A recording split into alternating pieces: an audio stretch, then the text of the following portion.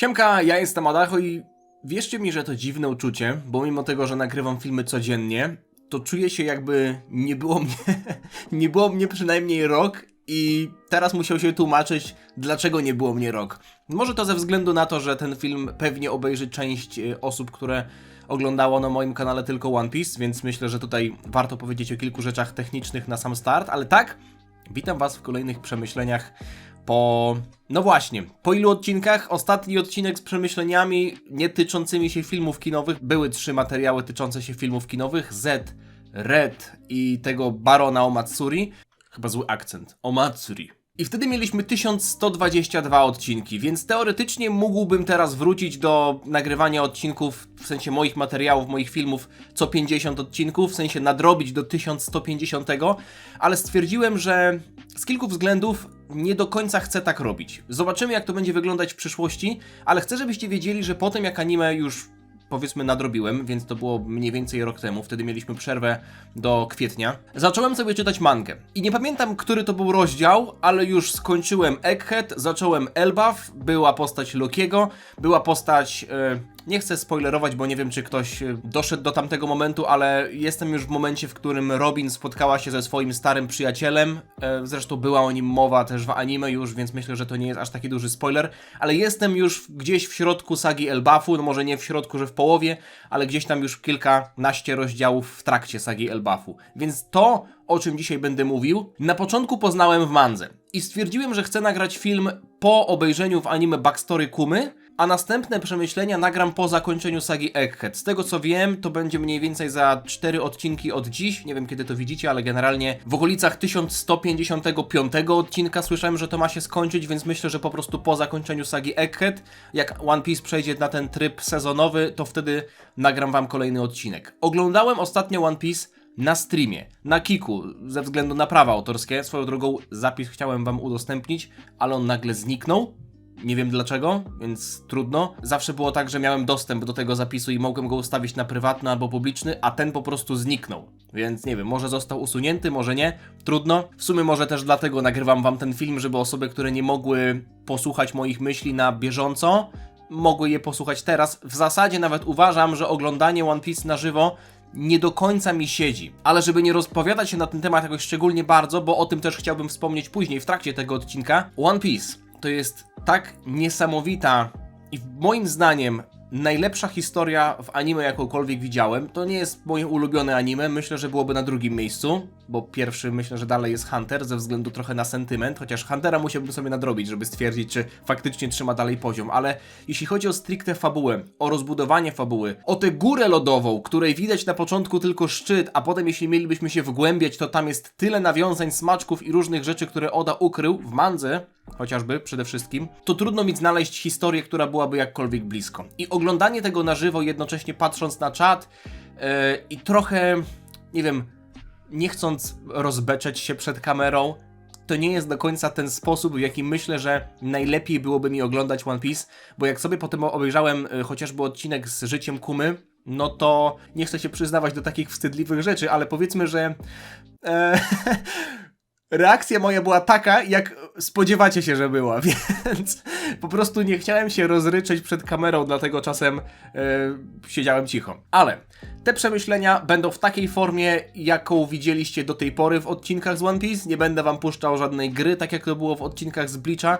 Będę wam pokazywał kadry z sytuacjami, o których mówię. Jedyna różnica jest taka, że ja już tę historię czytałem, więc będę wam mówił powiedzmy z perspektywy powiedzmy mojej obecnej wiedzy, ale też mam notatki, które pisałem czytając mangę po raz pierwszy, więc jednocześnie powiem wam, co myślałem wtedy, ale skonfrontuję to z tym, co wiem już teraz. Tak czy inaczej, 1123 odcinek, czyli pierwszy po tej długiej przerwie, rozpoczęliśmy bardzo klimatycznym wstępem, ale mieliśmy tam jedną rzecz, która mnie zainteresowała na samym początku, już jak czytałem mangę, czyli nie pamiętam jak ona się nazywała, Makito, ta barmanka z wioski Luffy'ego.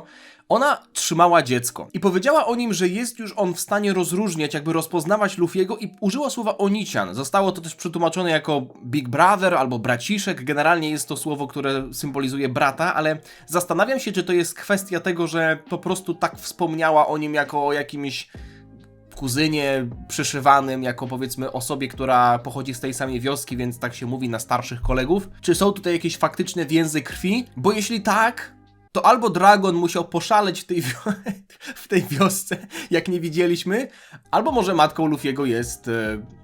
No nie, raczej barmanka nie jest matką Luffy'ego. Dopiero po jakimś czasie zauważyłem, że brew Sanjiego zakręca się w drugą stronę, nawet bez transformacji w Sobamaskę, i interpretuję to w taki sposób, że na stałe się coś w nim zmieniło, prócz oczywiście siły. Oczywiście ten wątek był mocno poruszony w poprzednich sagach, ale no, ten drobny element sugeruje, że mimo tego, że Sanji zachowuje się dalej w miarę normalnie, mówię o sytuacjach, w których się nie ślini, jak Mops, no to i tak w nim zaszła jakaś zmiana. Zastanawiałem się w sumie, ile lat ma Bonnie, skoro ona tak potrafi się zmieniać, jaki jest jej prawdziwy wygląd. Jak czytałem mangę, nawet nie wiedziałem, jaki jest prawdziwy wiek, ale potem powiedzieliście mi na live'ie, że ma 12 lat, więc tak naprawdę udaje starszą niż jest, co potem zostało i tak wytłumaczone w backstory Kumy. Byłem w lekkim szoku, jak zobaczyłem, że nasi mają wszystko pod kontrolą i trochę chciałem powiedzieć, że współczuję widzom anime, którzy nie czytali mangi i stresowali się przez pół roku, żeby tylko dowiedzieć się, że wszystko jest git i że, wiecie, dobrze chłopaki robią, że wszystko jest w porządku. Ja nie mogłem wytrzymać i zerknąłem do mangi, więc nie czekałem pół roku na jakieś rozwiązanie. Luffy jakby poszedł do jakiegoś urzędu wypełnić papiery, to mam wrażenie, że tam też napisałby, że zostanie królem piratów. Ta jego formułka to powinna już mieć znak towarowy. Saturn mówiący o ludziach jako o insektach, które najwyżej się rozmnoży, no to jest... Saturn nie buduje sympatii widza w swoim kierunku, nie wiem czy w ogóle by mu na tym zależało, ale powiem wam, że insekty, ja tak nawet nie uważałem o krowach jak grałem w Minecrafta. Co prawda trzymałem je i rozmnażałem w danteńskich warunkach, ale nadal uważałem je za wartościowe zwierzęta. No i fakt, że Mecha Balboa faktycznie kocha Luffy'ego, to jest z jednej strony mega dziwaczne, no bo jest ona robotem, jakby sztuczną formą życia, ale jeśli faktycznie bazuje ona na DNA prawdziwej Balboły, no to ma to sens. No i jest to fajny zabieg gagowy. Swoją drogą pamiętam, że jeszcze jak kończyłem oglądać, kończyłem tamtą część One Piece przed tą półroczną przerwą, to snułem domysły, że może byłoby zabawniej, gdyby Balboa faktycznie zakochała się też w Luffy, w sensie ta serafinowa Balboa. Satysfakcjonująca była scena, w której Luffy i Usopp dowiedzieli się o tym, że będą płynąć na Elbaf. Mam wrażenie, że Usopp nie dowierza, że po ponad 1000 rozdziałów w końcu będzie miał swój ark, ale teraz ma presję na barkach, nie? Wszyscy fani przecież oczekują wielkiej sagi Usoppa na Elbafie. Zastanawiam się, jaka relacja jest, może nie tyle co relacja, no bo tej relacji za bardzo jeszcze nie mieliśmy zbudowanej, ale czy Bonnie zakochała się w Sanjim? Zaczęła rzucać nagle w jego stronę takie komplementy, może nie bezpośrednio, ale mówiła Luffym o Sanjim bardzo dobrze. A może po prostu chodzi o to, że ona lubi jeść, a Sanji jest kucharzem? A może po prostu chodzi o to, że ma 12 lat i nie rozpoznaje prawdziwych, wartościowych mężczyzn, takich na przykład jak... Takich, którzy mają na przykład bliznę na jednym oku albo zielone włosy. Chciałem powiedzieć o Chopperze, ale Chopper nie jest prawdziwym mężczyzną, także ten żart raczej pasował do Zoro. Ewentualnie do Jinbeya, no bo do Jinbeya kleją się wszystkie laski, prawda? W sumie Kizaru ma tak potężny owoc, a nadal jakimś cudem można się z nim bić. Ja wiem, że istnieje kwestia używania haki, która kontroluje trochę logię, ale w sumie nie ma rzeczy szybszych niż światło. Więc gdyby Kizaru potrenował i obudził ten owoc, no to moim zdaniem byłby nie do dotknięcia. Czy jest w ogóle szansa na to, żeby obudzić ten owoc? Sorry, jeśli mówiliście mi o tym, a ja o tym zapomniałem, ale można obudzić Logię, no nie? Wiecie o co mi chodzi, nie? No, gość jest praktycznie powinien być najszybszą rzeczą we wszechświecie, a tu taki Sentomaru normalnie stawia blok przed atakiem ze światła. Jakby szanuję Sentomaru i rozumiem jego umiejętności, ale tutaj nawet nie chodzi o to, że on jest w stanie zablokować ten atak, no bo wiemy, że haki istnieje, tylko że jest w stanie zareagować na ten atak. Szybka notka tycząca się mangi. Jak czytałem mangę, to bardzo rozbawiła mnie scena, w zasadzie to była chyba okładka rozdziału, na której Sanji i Jinbei, wydawało mi się na początku, walczą o makaron spaghetti. W sensie, że Jinbei chce go złamać, a Sanji mówi, że to profanacja, no bo we Włoszech ponoć się nie łamie makaronu spaghetti, a dopiero potem skminiłem, że oni tak naprawdę trzymają wielką deskę. Pamiętam, że jak to czytałem, to naszła mnie ochota na pizzę. Kizaru, niezależnie od tego, co mówi, ma zawsze taki sam wyraz twarzy, to jest niesamowite. Zwłaszcza bawiło mnie to w scenie, w której Luffy go złapał i kręcił nim dookoła i Kizaru dalej utrzymywał ten spokojny ton głosu, ale wiemy, że on czuje emocje. Pamiętam, nawet była scena, nie wiem, czy ona została już zanimowana, bo ja jej jeszcze nie widziałem w wersji animowanej, ale wiem, że ona była w mandze, w której Kizaru się po prostu rozpłakał. Więc wiemy, że on dobrze maskuje emocje. To nawet nie jest tak, że on jest obojętny, bo istnieje teoria, że troszeczkę wykroczę do przodu, że ta scena, w której Luffy już był po Girze Piątym w stanie dziadka, był taki sflaczały jak balon, z którego uleciał powietrze i nagle koło niego pojawiło się jedzenie. I chyba to ktoś mi powiedział, że nie wiem, czy to Happy mi mówił, że Oda wspomniał, że w tym momencie jedyny sposób, w jaki Luffy'emu można było dostarczyć jedzenie, to, żeby dał mu je ktoś z prędkością światła. Co jest oczywiście ukłonem w stronę Kizaru. I nawet, że tam jedna miska pasowała do tego, z jakiej jadł Kizaru. Więc generalnie być może Kizaru wykorzystał tę swoją prędkość światła w taki sposób, że Saturn tego nie zauważył i dostarczył Luffy'emu jedzenie. Zobaczcie, jaki Lucci jest kochany. Robi ciasto i pozwala jej oblizać palca z kremu czekoladowego. W zasadzie w mandze to był krem czekoladowy, w anime to był krem truskawkowy, także... Pierwszy retcon widzę, że tutaj między mangą a anime. Lucci jest kochany, prawda? Pozwolił Stussy oblizać palca. Jak mama pozwala oblizać dziecku palca, kiedy robi ciasto. Chciałbym dalej o Kumie mówić Baltazar Gąbka albo Bartłomiej Makumba, ale wiecie o tym, że ja lubiłem i lubię nadal wymyślać ksywki i korzystać z tych ksywek, ale to jest tak, że jak jakaś postać zasłużył sobie u mnie na szacunek, po prostu zyska moją, nie tyle co sympatię, bo lubię większość postaci, ale po prostu zyska szacunek, to jest mi głupio mówić do niej po ksywce, po pseudonimie. Także nie Baltazar Gąbka, nie Bartłomiej Makumba, tylko Kuma. Zastanawiałem się, czy poleciał rozwalić Mary Joyce na samym początku, no bo niby to byłoby spoko, ale kto mu wydał taki rozkaz? Zastanawiałem się, czy sam coś jeszcze potrafi myśleć i czy sam uciekł od rewolucjonistów, czy ktoś mu kazał.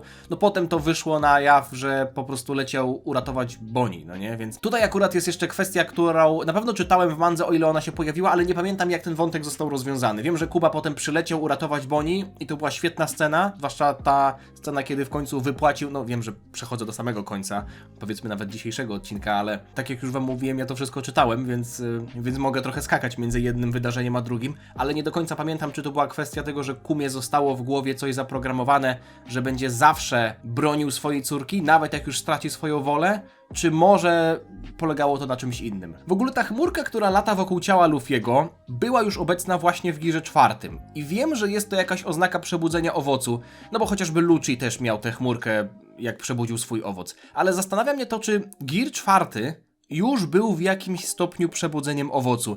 No bo niby Kaido mówił o Girze czwartym, że tak guma nie powinna działać. Więc biorąc pod uwagę te wszystkie plot twisty tyczące się tego, że Luffy tak naprawdę ma Zoana i że te wszystkie poprzednie giry to była próba poszukiwania tego właściwego sposobu używania tej mocy, może było tak, że Gear czwarty był już w jakimś stopniu przebudzeniem owocu. Ale to jest pytanie do was, możecie mnie tutaj naprostować. Wielki Luffy, ten moment w mandze znacznie bardziej podobał mi się niż w anime, chociaż nie, w anime podobał mi się, ale w mandze znacznie bardziej podobało mi się przedstawienie Giru 5, bo mam wrażenie, że Toei może...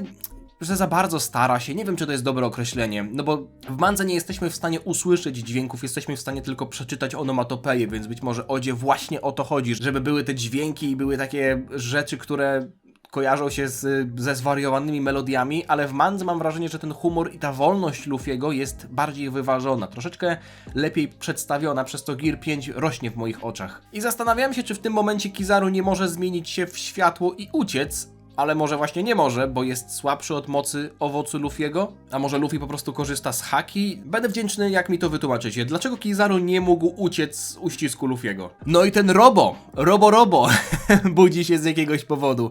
Pewnie z powodu Giru 5 właśnie, skoro zostało to pokazane teraz i wiemy też, że Robo jest bardzo stary, jeszcze z czasów Joy Boya. Myślę, że po prostu kojarzy Nikę, no nie? Pamięta te czasy.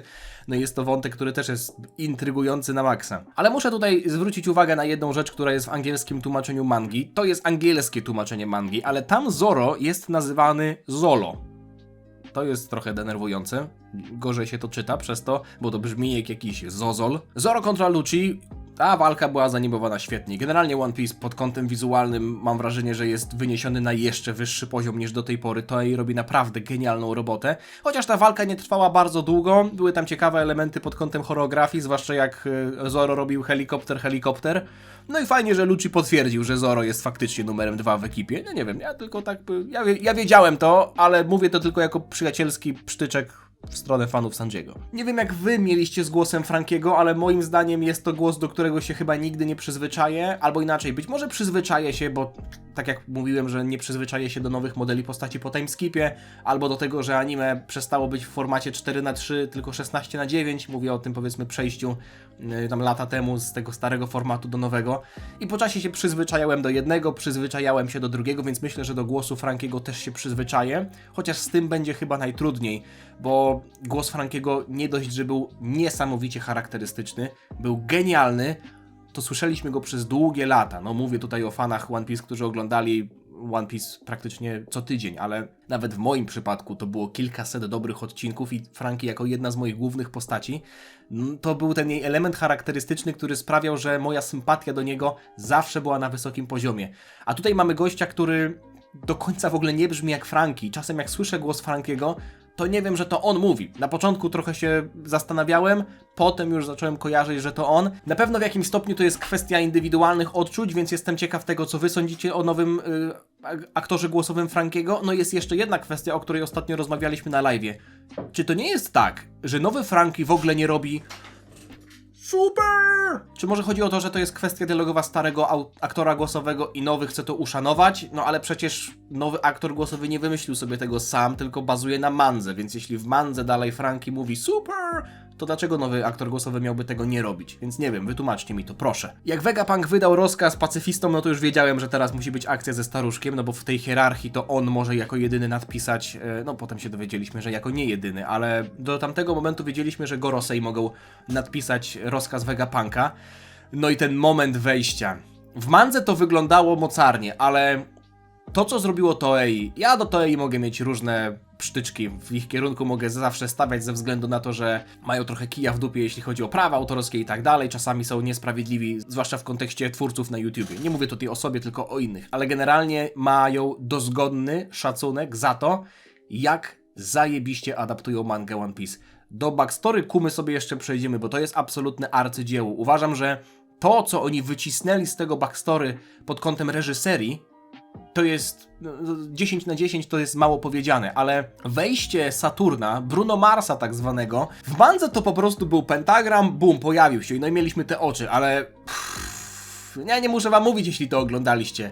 Ta flegma, ta plazma, która się ukształtowała w tym pentagramie i potem powstał z niej ten pająk, no Toei naprawdę zrobiło genialną robotę. To wejście było niesamowite i to dosłownie miało vibe takiego ostatniego bossa światowego rządu. No bo jeśli miałaby to być ostatnia saga One Piece, no to teraz tylko takie byki będą się pewnie pojawiać. No i rzecz dość intrygująca.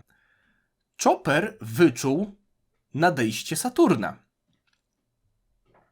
Chopper wyczuł nadejście Saturna. Czy to oznacza, że Chopper dysponuje haki obserwacji? Hashtag haki dla Choppera w końcu otrzymał swoją należną sprawiedliwość? Okej, mógłbym powiedzieć, używając swojego dragonballowego zmysłu, że jest to dziura w fabule, że Oda o tym nie pomyślał, ale to nie jest Dragon Ball, to jest One Piece. Tutaj najdrobniejsze szczegóły są po coś i są przemyślane, więc myślę, że możemy tutaj jakkolwiek to chcieć wytłumaczyć. Oda nigdy nie zostawia takich, no bo to jest istotna sprawa, nie? Tak jak mieliśmy sugestie, że może Usopp ma jakieś haki, że Sanji ma haki, może w przypadku Choppera jest tak samo. I zastanawiamy się nad tym, czy kwestia tego, że Saturn jest pająkiem, no ostatnio jak widzieliśmy Gorosei przemienionych, to wtedy jak Sabo ich widział i oni byli tacy bezkształtni, więc zastanawiam się, czy oni będą nawiązywać do jakichś mitycznych bestii, czy może plag egipskich, czy czegoś w tym stylu. Powiedzcie mi, Kizaru, czy jeśli Luffy uderzył go, ale zmienił swoją mocą jego głowę w gumę, no bo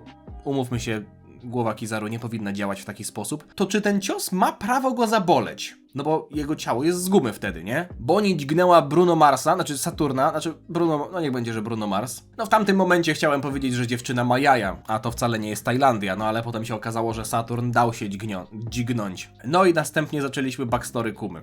Okazało się, że jest z klanu, no chciałem tutaj zażartować, że jest z klanu Bukakerów, ale nie jestem w stanie żartować. Nie jestem w stanie żartować z Kumy i z jego backstory, przekręcać imion i robić sobie z tego jakichkolwiek podśmiechujek, bo mimo tego, że jest to narysowana historia, to czułbym się, miałbym wyrzuty sumienia po prostu, gdybym sobie robił z tego żarty. Wiem, jak to brzmi, ale zastanawia mnie jedna rzecz. Ten klan On z góry był skazany za niewolnictwo, bo kiedyś popełnili wielkie przestępstwo. Nie pamiętam, żebyśmy mieli wspominkę na temat tego, jakie to było przestępstwo, ale zastanawiam się, czy faktycznie jest tak, że Kuma był jedynym ocalałym, no bo przecież ostatnio na live'ie też na czacie padały takie teorie, że może i Białobrody był z tego klanu. No okej, teraz już nie istnieje Białobrody, bo nie żyje, ale generalnie budowa ciała była podobna, żuchwa była podobna, no i siła była podobna, więc być może, i tutaj już nie zdziwiłbym się, gdyby tak było, jak się okazuje, że Queen jest prawdopodobnie ojcem Frankiego, to ja już się nie zdziwię, jak Białobrody będzie też z klanu Buccaneersów. No ale już wtedy, jak zacząłem czytać mangę, to czułem, że to będzie gruba jazda z tą historią, bo tak jak już do tej pory wiedzieliśmy, do tamtej pory wiedzieliśmy trochę o Kumie, to nadal było sporo pytań i odpowiedzi dostaliśmy. No i chyba rząd miał za złe Kumie i jego klanowi, że coś tam gadali o Nice, więc być może o to chodzi. Chyba po prostu wiedzieli za dużo, nie? Kultywowali tę legendę, pomimo tego, że miała ona zostać wymazana z kart historii. I powiem wam tak, jak zaczęło się to backstory, nawet czytanie mangi było bolesne. I nie chciałem myśleć o tym, co to będzie, jak pokażą to w anime. Ten mały Kuma był taki uroczy, ta ostatnia scena z chwilami jego ojca, to było zdecydowanie za mocne. Mam wrażenie, jakby Oda naprawdę potrafił wyobrazić sobie najgorsze scenariusze, jakie mogą spotkać człowieka i przelać to na papier. Potem mieliśmy tego Sainta Crossanta. Coś ostatnio słyszałem, że to jest ojciec Shanksa, tak? Mi do tej pory nie było wiadomo nic na ten temat, ale jesteśmy teraz w momencie, w którym trochę więcej chyba wiadomo na temat Shanksa. Przynajmniej skończyłem czytać mangę, w której były bardzo mocne domysły na temat tego, że Shanks może mieć jakieś tam dodatkowe powiązania, więc chyba to nie jest już żaden duży spoiler, że ma on powiązania ze smokami, ale chyba to byłyby za duże dymy, gdyby się okazało, że Shanks był kiedyś smokiem, w sensie Celestial Dragon, niebiańskim smokiem, nie? No i mały Iwan okazało się, że to, chociaż okazało się, że to mężczyzna. W sumie to, nie, pomyliło mi się, bo to z krokodylem była teoria, że krokodyl to jest matka Luffy'ego i zmieniła płeć dzięki Iwanowi, okej. Swoją drogą, czy ta teoria dalej stoi, czy już została gdzieś tam obalona? W takim razie, nawiązując do początku tego filmu, czy to by oznaczało, że to nie miałoby sensu, nie? No bo to jeden z rodziców Luffy'ego musiałby w takim razie być rodzicem tego małego dziecka, które jest teraz w wiosce Luffy'ego. Wracając do mangi, niektóre okładki mangi są po prostu mistrzowskie. Co to kurwa jest? Zoro lamentuje po przegranej grze w gorące krzesła z pieskami Chihuahua w lesie.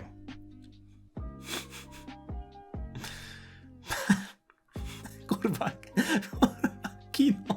To jest szczyt fikcji, a Oda to koza. Czy ta Wyspa Piratów ma dwie nazwy? Bo w mandze padła nazwa Full Elite, a wcześniej mówili chyba na tą Beehive. Może to jest kwestia angielskiego tłumaczenia? Nie wiem, nie zapadła mi ta pierwsza nazwa w pamięć. Poza tym, jak to jest możliwe, że ta wyspa jest tak stara, skoro tak naprawdę obecnie jest to typek z wyspiarskim owocem, ten Pizarro, jeśli dobrze zapamiętałem imię. No i kto jest w dolnym lewym rogu pośród tych wszystkich gwiazd? Czy to jest ten słynny Rock Elon 2K? Samotna skała 2000? No i cieszę się, że wytłumaczyli, o co chodzi z tym incydentem na God Valley, bo do tej pory tak średnio to pamiętałem, a teraz już wiemy, że było to związane z historią Kumy, no i tym przerażającym polowaniem. Pewnie tak jest, już teraz sobie mogę odpowiedzieć na to pytanie, ale zastanawiam się, czy są jakieś what if'y, jakieś alternatywne scenariusze fanmangi związane z tym, co by było, gdyby Iwan zjadł owoc Kaido. No bo umówmy się, że nie było wcale od tego daleko. Swoją drogą równie dobrze mogłoby być tak, że to Kuma zjadł owoc Kaido, a Iwan zjadł owoc Kumy. No tutaj mamy kilka opcji. Albo na przykład Kaido zjadłby owoc Kumy. No i potem te wszystkie kwestie związane z Kumą. To był moment, jak czytałem mangę, w którym stwierdziłem, że być może to jest moja ulubiona postać w całym One Piece. Że ja po prostu kocham tego małego byczka. Jak potem się jeszcze okazało, że był pastorem i ta scena, jak przyjmował na siebie ból ludzi i w ogóle o tym nikomu nie mówił. Te największe tragedie bolą zdecydowanie bardziej, jak trafiają na dobrych ludzi, którzy w ogóle na to nie zasługują. No i design Kumy też jest taki, no po prostu jest to taki uroczy, kochany byczek. No uderza mnie to w takie miejsce w sercu, że jest to niemożliwe, żebym kiedykolwiek przestał do niego czuć sympatię. Ale przechodząc do kwestii fabularnych. Zdziwiło mnie to, że Dragon przyznał, że był przez chwilę, przez krótki moment w marynarce. Wydaje mi się, że my o tym nie wiedzieliśmy. I zastanawiam mnie, czy będzie ten wątek jakkolwiek rozwijany, no bo on ma potencjał do tego, żebyśmy albo dowiedzieli się o jeszcze jakichś ciekawych powiązaniach, albo może o ciekawych rzeczach, które Dragon zdążył zrobić, będąc w marynarce. Wyjaśniło się oczywiście, skąd Bonnie ma ten przydomek od kryształów, no to rzecz jasna. I Straszna akcja z tą całą chorobą. Jak się potem jeszcze okazało, że to wszystko Saturn przemyślał i że to był jego eksperyment, no to... No już to wiele razy mówiłem, Oda wie, jak napisać postać, żeby ona była przez nas nienawidzona. Chociaż w przypadku Saturna ona też się wiąże z pewną ekscytacją, no bo wiemy, że gość jest praktycznie na szczycie świata. No, może nie praktycznie, no bo jest jeszcze Imu, no nie? Ale jak czytałem mangę, naprawdę chciało mi się... Byłem wzruszony, chciało mi się płakać. Chociaż jakby nie patrzeć, to była tylko po prostu narysowana historia. No i potem jeszcze zarzucił tym samym tekstem, mówię o Kumie, jak go poznaliśmy na Thriller Bark, czyli gdzie tam chciałaby polecieć, gdyby mogła wybrać jakieś miejsce. Wszystko się zaczęło wyjaśniać. Nawet to, jak zaczęli produkować pacyfisty, nawet to, że nazwa pacyfistów to była kwestia cytatu z Kumy, który powiedział, że jest tylko i wyłącznie pacyfistą, który pragnie pokoju. No, Oda Sensei, kurwa. Oda Sensei. Kuma to jest prawdziwy święty. Teraz oglądanie One Piece od samego początku byłoby naprawdę niesamowitym przeżyciem, z tą wiedzą, co stało się później, co stało się wcześniej, co stało za wszystkimi wyborami postaci. Chociaż i tak uważam, że to jest tylko i wyłącznie szczyt góry lodowej, no bo są jeszcze, powiedzmy, rzeczy niezwiązane z mangą, te sesje Q&A Ody, jakieś dodatkowe materiały, w których Oda daje wskazówki, szczegóły na temat postaci. To wszystko się składa w taką piękną całość, że moim marzeniem jest to, oczywiście jest to marzenie nie do spełnienia, żebym miał w głowie całą wiedzę tyczącą się uniwersum One Piece do teraz i mógłbym na bieżąco tworzyć jakieś teorie i tak dalej, jak tworzą na przykład inni youtuberzy, bo tego jest po prostu za dużo. Nie jestem w stanie pojąć tego wszystkiego, zapamiętać tego wszystkiego, to prawdopodobnie zajęłoby mi długie lata, żeby zaznajomić się z całym tematem i móc śledzić i móc na przykład wymyślać jakieś co by było gdyby, tak samo jak w Dragon Ballu wymyślam. Dragon Ball po prostu jest prostszą historią. W ogóle, co Jinbei robił na statku Białobrodego? Nie kojarzę tego fragmentu historii. No i czy Kuma w ogóle miał swoją załogę? Przecież okoliczności zostania przez niego Warlordem, no były jakie były. Były dość nietypowe, a on nie pisał się na początku na to piratowanie, a jednak miał jakiś statek i jakąś flagę. Zastanawiało mnie to, czy Kuma jak straci wszystkie swoje emocje i wspomnienia, to czy potem może dałoby radę wpuścić w jego zrobotyzowane ciało na nowo wspomnienia, żeby mógł odzyskać część siebie, no ale potem chyba sam sobie odpowiedziałem na to pytanie, jak była kwestia tego, że te wspomnienia Kumy znikną, dlatego Vegapunk chciał je badać z odległości, no ale potem Bonnie w nie weszła, dowiedziała się o tym wszystkim, ale to zniknęło. Być może komputer Vegapunka ma jakąś kopię zapasową tego wszystkiego i byłby w stanie wgrać to w Kumę, ale pytanie, czy to trochę nie zniszczyłoby tego jego całego backstory. Jak wy to widzicie? Czy bylibyście za tym, żeby Kuma wrócił do siebie?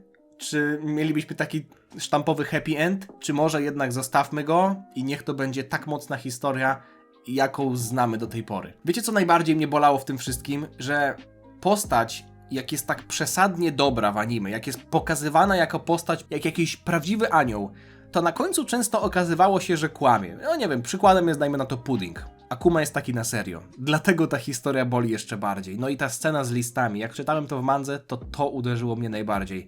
Jak te listy nie dochodziły do córki, jak on pisał jej, że ją kocha i życzył jej wszystkiego najlepszego, a ona myślała, że ojciec ją po prostu olał. Dlatego dla mnie dużą satysfakcją jest to mimo wszystko, że Bonnie poznała tę prawdę. Bo gdyby ona dalej żyła w nieświadomości, że ojciec o nią dbał, że o niej pamiętał, to wszystko, co on czuł, myślę, że tutaj mielibyśmy bardzo duży niesmak. Ale nie niesmak, niedosyt, o, to jest lepsze słowo. Świetna była akcja z ucieczką, jak Bonnie zamieniła się w babcię Connie. Na początku w ogóle myślałem, że Bonnie siedzi w walizce, a to prawdziwa babcia wychodzi, no ale ta opcja, która była oficjalnie, była lepsza. No i wiadomo, skąd ma swoją czapkę, no nie? A ta akcja z pokonaniem Alfy, to w ogóle chyba jest siostra Kalify, nie? To też padło na czacie i w sumie wygląda bardzo podobnie, ta Kalifa z CP9, z Water 7. To była jedna z najlepszych animacji w ogóle w ostatnich odcinkach i świetny był motyw z tym udawanym Gearem trzecim, ale powiedzcie mi, to chyba jest tak, że Bonnie sama wpadła na ten pomysł, który po prostu był takim samym pomysłem co Luffy. No bo ona nie miała od kogo się zainspirować, nie miała powiedzmy od kogo zgapić tego. Tak jak chciała użyć techniki, która miałaby zmienić ją w Nikę, ale nie widziała jeszcze Niki, nie widziała Luffy'ego w Gearze 5 w tamtym momencie, no to nie wiedziała, w jaki sposób się ma przedstawić, w jaki sposób miałaby wyglądać w tej alternatywnej przyszłości. No ale w momencie, w którym uciekała z wyspy swojej, nie widziała jeszcze Luffy'ego. Luffy nawet jeszcze wtedy nie miał Giru trzeciego, więc ona musiała chyba wpaść na taki sam pomysł, na jaki później w Water 7, a może nawet wcześniej w sumie, wpadł Luffy, no nie? No i potem wspomnienia Kumy. Akcja z Thriller Bark, to jak widział swoją córkę, ale nie mógł jej spotkać, akcja z ratunkiem na Sabaody, chronieniem Sani. Powiem wam tak, ten odcinek Życie Kumy, obejrzałem go sobie jeszcze raz i żałuję, myślę, że żałuję, że obejrzałem go na live'ie, bo tak jak wam powiedziałem, głupio mi było się po prostu rozbeczeć przed kamerą. No i to też jest kwestia tego, że trochę zwracałem uwagę na to, co piszecie na czacie. Tam były też kwestie, powiedzmy, jakichś dodatkowych elementów, które mogły mi umknąć w jakiejś dyskusji. I tak jak mówię, One Piece jest chyba na tyle dobrym tytułem, że jest różnica między oglądaniem tego na live'ie, a oglądaniem tego samemu i wtopieniem się w te emocje. No bo... tak jak mówię, obejrzałem sobie ten odcinek jeszcze raz. Chyba mogę powiedzieć, że to jest moje ulubione backstory, że Kuma jest moją ulubioną postacią w One Piece, że jest wyżej niż Białobrody, że jest wyżej niż Zoro, niż Chopper, niż Jinbei. Nie dość, że jego się nie da nie lubić, ta jego historia jest niesamowita. To jest ona tak dobrze napisana, nie tylko biorąc pod uwagę jego historię, ale też te rzeczy, które widzieliśmy chociażby na Thriller Bark, kiedy wydawał się być złym warlordem. Potem na Sabaody, kiedy wydawało się, że nasi bohaterowie ponieśli sromotną porażkę. Kiedy chronił statku, no te wszystkie rzeczy, jak one się zaczęły rozwiązywać po tylu latach, można tylko po prostu pokłonić się przed Odą i podziękować mu za to, że napisał taką historię. No i moment, w którym Bonnie próbowała użyć tej przyszłości Nikki na Saturnie i znowu użyła tego ala Giru 3.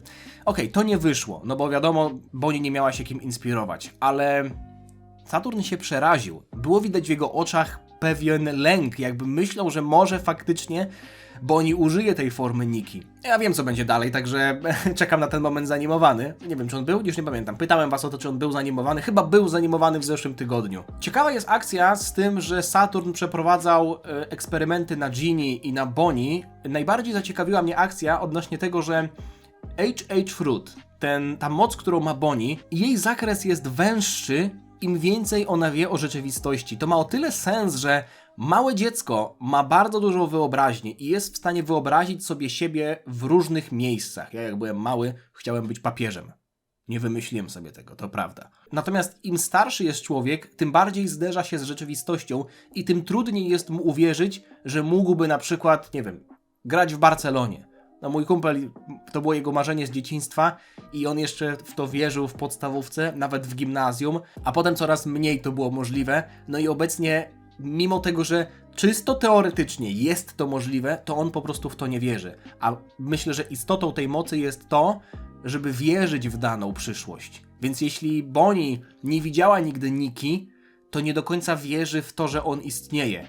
Dlatego Luffy jest tutaj w tym wszystkim ważny. No i wiem, że na miniaturce odcinka, nie wiem jeszcze czy w tytule, być może, żeby zachować jakąś konsekwencję, to też nazwę ten odcinek, ten film, obejrzałem 1140 odcinków One Piece. Jest 1140, ale prawda jest taka, że ostatni live zakończył się na 1138 odcinku. Po prostu stwierdziłem, że chcę go nagrać po backstory Kumy i tak jak wam powiedziałem, kolejne przemyślenia będą po zakończeniu sagi Egghead. Ale jest w tym trochę prawdy, bo mimo tego, że nie obejrzałem tylu odcinków One Piece, to znam dalszą część historii. Przygotowywanie tego filmu, nagranie tego filmu i myślę, że też wrzucenie tego filmu sprawi mi wielką przyjemność. To jest coś, czego brakowało mi podczas nagrywania ostatnich filmów z One Piece, też ze względu na to była ta przerwa, bo trochę czułem na sobie presję ze względu na to, że dużo z was czekało na te odcinki, ale też sposób mojego oglądania tych odcinków był trochę dla mnie męczący, bo nie mogłem się do końca zatopić w historii, bo cały czas czułem presję, że muszę sobie notować to, co na bieżąco myślę, no bo jeśli tego nie zrobię, to potem zapomnę i trudniej będzie mi to wszystko zrobić. Więc mam nadzieję, że dobrze się bawiliście, że odpowiecie mi na moje pytania, na moje zagwozdki. Być może część rzeczy zapomniałem, mimo tego, że przeczytałem ją w mandze. Być może ona faktycznie jeszcze nie była wyjaśniona, więc czekam na wasze komentarze. Dziękuję wam za oglądanie. Zostawcie lajka. Mam nadzieję, że wam się podobało. No i cóż, do następnego razu. A jeśli chodzi o oglądanie One Piece, to planuję zrobić jeszcze jednego live'a w sobotę na Kiku. Obiecałem, że to zrobię. Szczerze mówiąc, wolałbym chyba obejrzeć to sam, żeby się lepiej wczuć, ale tak jak mówię, znam tę historię, więc to nie jest tak, że coś tam mi umknie. Generalnie potem sobie najwyżej nadrobię jeszcze raz, żeby to zobaczyć w wersji animowanej, ale jak już obiecałem, że obejrzę to na live'ie, to obejrzę. Także kik.com Adachowy. Sobota, 18. Zapraszam. A póki co, miłego dnia Wam życzę. Dziana.